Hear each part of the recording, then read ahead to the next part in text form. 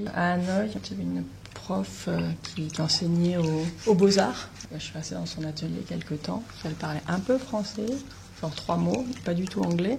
Mais bon, par les échanges visuels, ça fonctionne, quoi. J'ai été un peu déroutée par mes expérimentations, mais la préparation du support, c'est ça, c'est ponçage et de vernir plusieurs couches à chacun des côtés pour le rendre étanche, c'est-à-dire perméable à l'eau. La première étape, quand il y a une inclusion de matière, de coquille ou de métal, ou peut-être de nacre ou quoi que ce soit, c'est d'appliquer la couche de matière qui sera la plus épaisse. La laque sert de liant, de colle.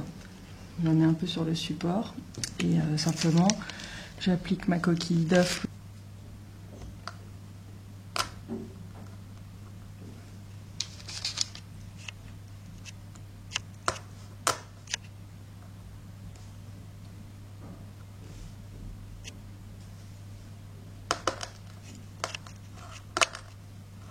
La coquille, à l'origine, elle était utilisée pour rendre le blanc, parce qu'il n'y avait pas de pigment blanc.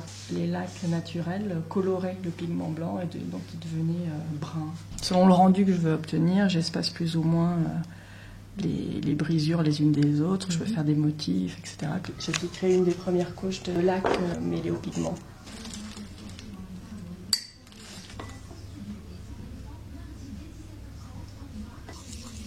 Et alors là, c'est un peu comme dans la pâte à crêpes, tu vois. L'idée, c'est d'éviter les grumeaux. Pas facile la cuisine. De coquille d'œuf, il a été fait il y a plus d'une semaine, à vrai dire. Ensuite, déjà appliqué 2 couches de résine mêlée à du pigment par-dessus pour combler les interstices entre les coquilles. L'étape suivante encore, ça va être d'appliquer de la laque mêlée à du pigment sur la surface restante. Et ensuite, d'intervenir par ponçage. Je sais pas si je vais y arriver. Mais j'ai toujours une idée quand je pars. Après, parfois j'arrive à autre chose.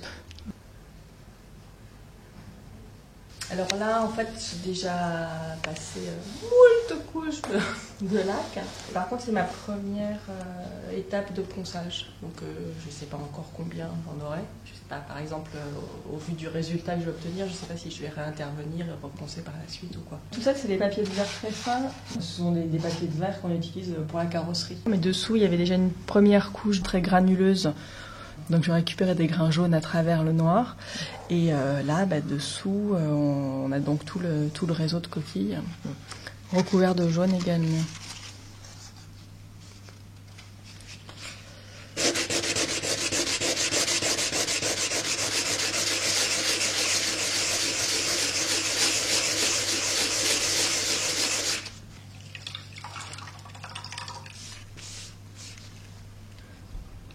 Donc là, j'utilise une cale pour que le papier soit bien parallèle à la surface. Comme ça, j'obtiens une surface bien lisse et je fais pas de trou dans ma laque, pas de perce non voulue.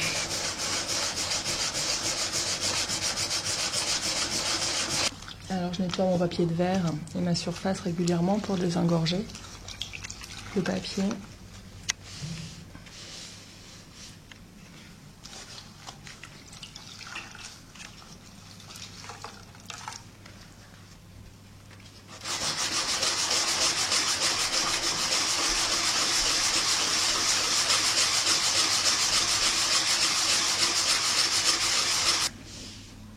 Voilà, donc là on commence à récupérer la coquille. Et le réseau jaune, c'est donc les espaces entre les tesselles de coquille. Soit j'aurai que les interstices, si je ponce beaucoup, soit j'aurai un peu de jaune sur la surface aussi, ce qui fait un autre effet. Il y a un effet recherché, mais j'obtiendrai. J'ai aussi un résultat aléatoire en fonction du nivellement des tesselles, des couches de laque que j'ai appliquées qui ne sont pas forcément régulières. C'est le fameux aléa que j'aime bien dans ce travail-là.